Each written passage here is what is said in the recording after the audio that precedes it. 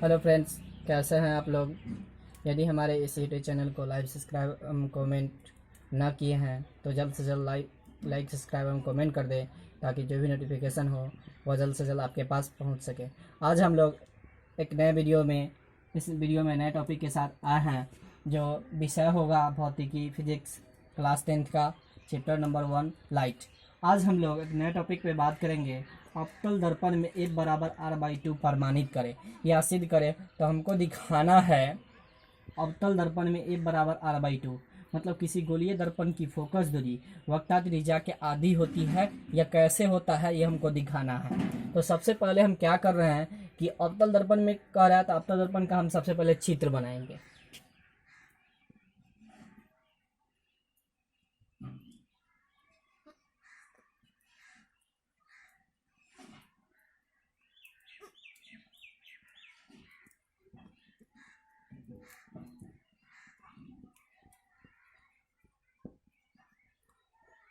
मान लेंगे कि माना कि Mn एक अवतल दर्पण है,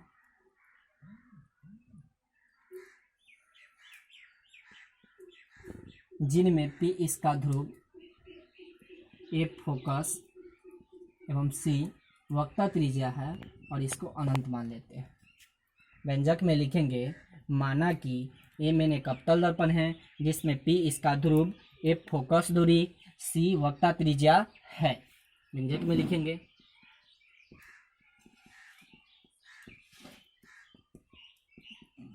माना कि Mn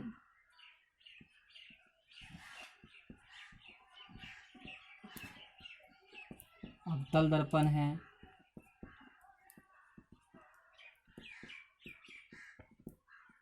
जिनमें P इसका ध्रुव,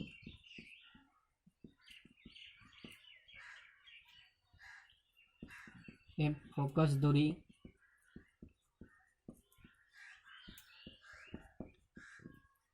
एवं C वक्रता त्रिज्या है। पुनः मुख्य अक्ष के समानांतर बिंदु A से जाने वाली प्रकाश की किरणें जब बिंदु B पर आपतित होती है, किस पर आपतित होती है?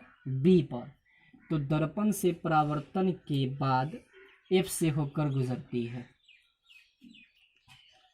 मुख्य अक्ष के समांतर बिंदु A से निकलने वाली प्रकाश की किरणें जब बिंदु B पर आपतित होती है तो दर्पण से परावर्तन के बाद F से होकर गुजरती है। तो इसको लिखेंगे पुनः मुख्य अक्ष के समांतर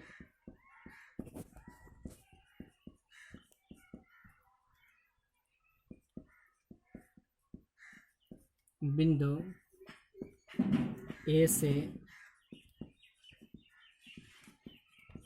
निकलने वाली प्रकाश की किरण जब बिंदु B पर आपतित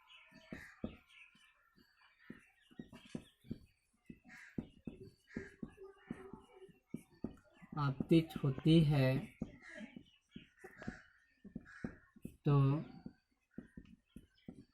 दर्पण से परावर्तन के बाद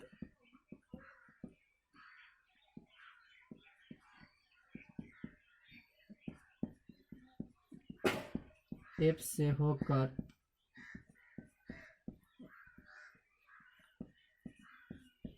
गुजरती है। तो यह हम व्यंजक में इतना बातें को लिखेंगे। एक और व्यंजक को रिपीट कर दे रहे हैं। मान लेंगे कि माना कि Mn एक अवतल दर्पण है जिसमें P इसका ध्रुव, F फोकस एवं C वक्रता त्रिज्या है।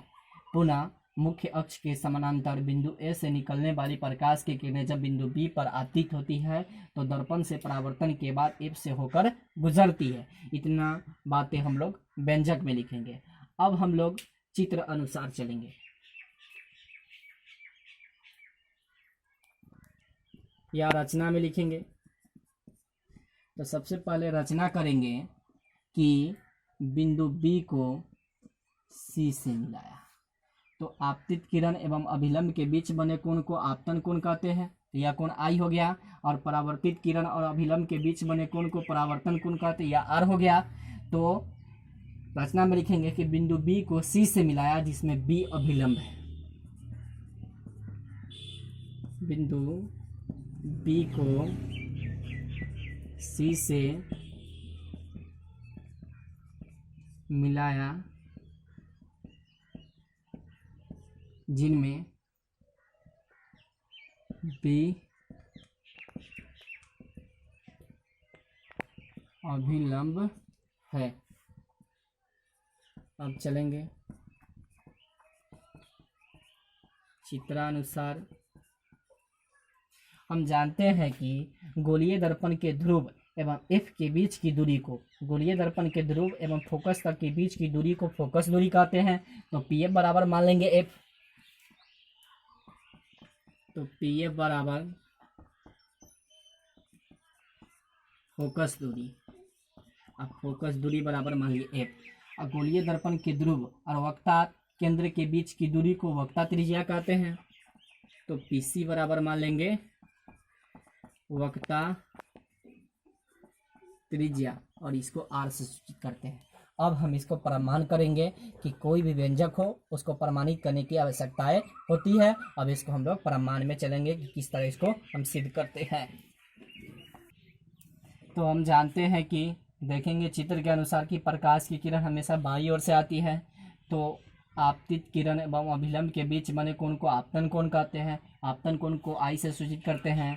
और परावर्तित किरण मतलब बी एफ और बी सी के बीच बने कोण को परावर्तन कोण कहते हैं। तो परावर्तन के नियम से आपतन कोण का मान परावर्तन कोण के बराबर होगा। तो ऐसी स्थिति में जो कोण होगा ए बी सी का जो मान होगा वह होगा बी सी एफ के बराबर। तो कोण ए बी सी का मान है या बी सी एफ के बराबर। तो इसको समीकरण 1 मान लेंगे परावर्तन के नियम से। तो फ्रेंड्स, आप लोगों ने कक्षा 9th में पढ़े हुईएगा कि जब दो समांतर रेखा पर, तो ए बी मान लेते हैं कि ए बी और सी डी दो समांतर रेखा है और इस पर एक तिर्यक रेखा काटती है, तो इसके एकांतर कोण क्या होते हैं? बराबर होते हैं। तो मान लीजिए कि कोण आई का मान कोण सी के बराबर होगा, कोण आई का मान सी के बराबर या कोण आई का मान एफ के बराबर होगा।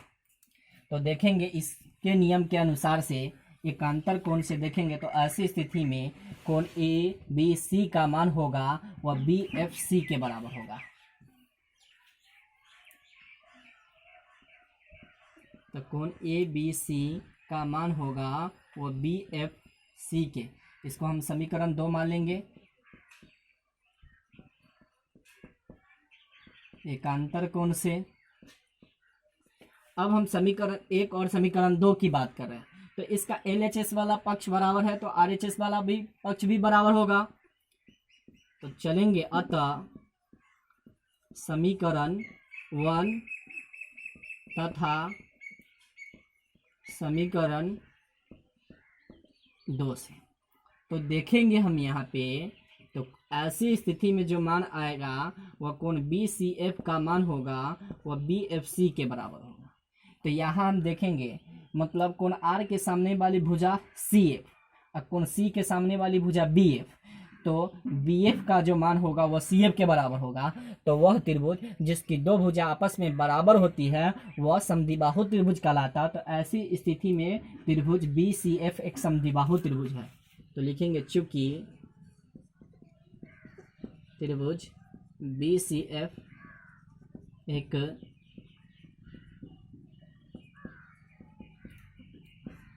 समद्विबाहु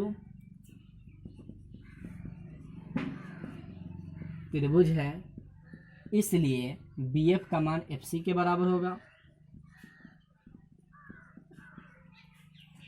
अब हम जानते हैं कि बिंदु बी है जो वह पी के सन्निकट,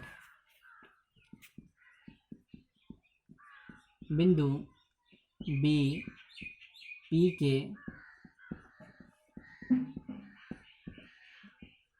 सन्निकट है।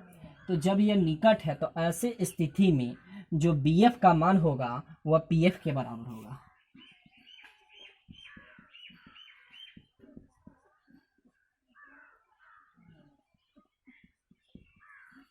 तो बी एफ का मान हो गया पी एफ के बराबर। पुनः चलेंगे चित्रानुसार।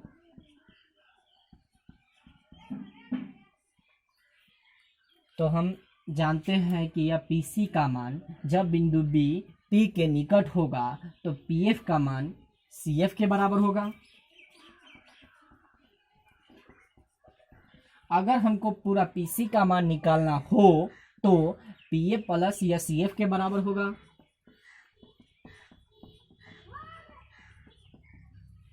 अब देखेंगे चित्र से कि पी एफ का मान सी एफ के बराबर, तो सी एफ के जगह पर हम पी एफ रख सकते हैं। तो पी सी बराबर पी एफ प्लस क्या आ जाएगा पी एफ। हम माने हैं आकृति से कि किसी गोलीय दर्पण के ध्रुव एवं फोकस तक के बीच की दूरी को फोकस दूरी कहते हैं। तो पी एफ बराबर मान लिया एफ और पी सी बराबर माने थे आर। तो इस दोनों को पी सी बराबर हम यहाँ आर रख सकते हैं और पी एफ बराबर एफ रख सकते हैं। तो आर बराबर एफ प्लस एफ, तो एफ प्लस एफ बराबर 2f। तो आर बराबर 2f।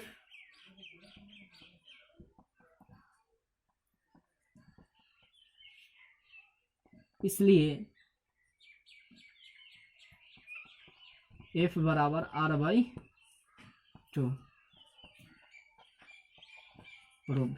इसलिए कहा जाता है कि किसी गोलीय दर्पण की फोकस दूरी वक्ता त्रिज्या के सदैव आधी होती है और यही हुआ गोलीय दर्पण से संबंधित f बराबर r/2। अब हम लोग जानेंगे नेक्स्ट टॉपिक के बारे में। मिनट। अब हम लोग जानेंगे फ्रेंड्स अवतल दर्पण के द्वारा बीम मतलब वस्तु की स्थिति के द्वारा विभिन्न प्रतिबिंबों का बनना। तो सबसे पहले हम लोग सीधा जान रहे हैं कि अगर हम वस्तु को अनंत पर रखेंगे तो उसका प्रतिबिंब कहाँ बनेगा, उसका प्रतिबिंब की स्थिति कैसी होगी, आकार कैसा होगा, प्रतिबिंब का प्रकृति कैसा होगा। तो यह सीधा बगैर किरण आरेख के द्वारा देखेंगे। और उसके बाद हम नेक्स्ट वीडियो में हम लोग किरण आरेख के नियम के अनुसार मतलब विभिन्न स्थितियों में प्रतिबिंब का बनना निर्धारण देखेंगे कि उसका आकार कैसा होता है, साइज कैसा होता है, प्रकृति कैसी होती है, उसके बारे में हम लोग जानकारी प्राप्त करेंगे। तो सबसे पहले हम जाने हैं जब वस्तु को हम अनंत पर रखते हैं। तो जब हम अवतल दर्पण की स्थिति में जब किसी वस्तु को अनंत पर रखते हैं तो प्रतिबिंब की जो स्थिति होती है वह फोकस पर बनता है। फोकस मतलब एफ पर। जब हम वस्तु को अनंत पर रखेंगे, अनंत पर जब वस्तु हो अवतल दर्पण की स्थिति में तो प्रतिबिंब की स्थिति जो होती है वह एफ पर बनता है और प्रतिबिंब का जो साइज होता है, आकार होता है, वह अत्यधिक छोटा और प्रतिबिंब की जो प्रकृति होती है वह वास्तविक तथा उल्टा बनता है। दूसरा नंबर पर देखेंगे जब अवतल दर्पण में वस्तु को अनंत और सी के बीच रखते हैं। तो सी मतलब वक्ता त्रिज्या, सी मतलब वक्ता त्रिज्या या सी मतलब वक्ता केंद्र, सी मतलब वक्ता केंद्र। जब हम अवतल दर्पण के द्वारा वस्तु को अनंत और वक्ता केंद्र के बीच रखते हैं तो प्रतिबिंब की जो स्थिति होती है वह एफ और सी के बीच बनता है। एफ मतलब फोकस और सी मतलब वक्ता केंद्र के बीच बनता है। और यह प्रतिबिंब का जो साइज होता है वह मतलब कि छोटा बनता है, एकदम बहुत ज़्यादा छोटा नहीं लेकिन छोटा बनता है, वस्तु से छोटा बनता है और तथा प्रतिबिंब की जो प्रकृति होती है वह वास्तविक तथा उल्टा होता है। तीसरा नंबर पे देखेंगे तो जब वस्तु को हम वक्ता केंद्र पर रखते हैं अवतल दर्पण की स्थिति में, कि एक ऐसी ही स्थिति है कि जब हम किसी वस्तु को वक्ता केंद्र पर रखते हैं तो उसका प्रतिबिंब वक्ता केंद्र पर बनता है और वस्तु के जो साइज होता है वह वस्तु के बराबर और वास्तविक तथा उल्टा बनता है। तो एक ही ऐसी स्थिति है कि जब हम वस्तु को वक्ता केंद्र पर रखते हैं तो इसका प्रतिबिंब सी पर बनता है, मतलब वक्ता केंद्र पर बनता है और समान साइज का बनता है, समान आकार का बनता है और प्रतिबिंब की जो प्रकृति होती है वह वास्तविक तथा उल्टा बनता है। चौथा नंबर पर हम लोग देखेंगे जब वस्तु को हम लोग सी और एफ के बीच रखते हैं। सी मतलब वक्ता केंद्र और एफ के बीच। तो जब हम किसी वस्तु को सी और वक्ता केंद्र के बीच रखते हैं तो इसका प्रतिबिंब की स्थिति सी और अनंत के बीच बनता है, मतलब वक्ता केंद्र और अनंत के बीच बनता है और भी वस्तु से बड़ा एवं वास्तविक एवं उल्टा प्रतिबिंब बनता है। वस्तु से बड़ा प्रतिबिंब बना, वास्तविक तथा उल्टा। पांचवा नंबर पर देखेंगे जब हम वस्तु को फोकस पर रखते हैं, फोकस मतलब एफ, अनंत पर रखेंगे तो फोकस पर बनेगा, फोकस पर रखेंगे तो अनंत पर बनेगा। तो जब हम किसी वस्तु को फोकस पर रखते हैं तो उसका प्रतिबिंब अनंत पर बनता है या वस्तु से बड़ा प्रतिबिंब बनता है, वस्तु से बड़ा और वास्तविक और उल्टा बनता है। अब लास्ट देखेंगे, जब हम वस्तु को ध्रुव और एफ के बीच रखते हैं, ध्रुव मतलब P और F के बीच रखते हैं तो इसका प्रतिबिंब दर्पण के पीछे और वस्तु से अत्यधिक बड़ा और प्रतिबिंब की जो प्रकृति होती है वह काल्पनिक एवं सीधा बनता है। तो एक ही ऐसा स्थिति है अवतल दर्पण में कि जब हम किसी वस्तु को P मतलब ध्रुव और फोकस के बीच रखते हैं तो उसका प्रतिबिंब दर्पण के पीछे वस्तु से अत्यधिक बड़ा एवं काल्पनिक एवं सीधा बनता है। तो उम्मीद करते हैं कि फ्रेंड्स कि आप लोगों को वीडियो अच्छा लगा हो। अगर आप लोगों को वीडियो अच्छा लगा हो तो चैनल को सब्सक्राइब, कमेंट और लाइक करना ना भूलें ताकि जो भी नोटिफिकेशन हो इससे संबंधित, लाइव चैप्टर से संबंधित, वह आपके पास जल्द से जल्द पहुंच सके।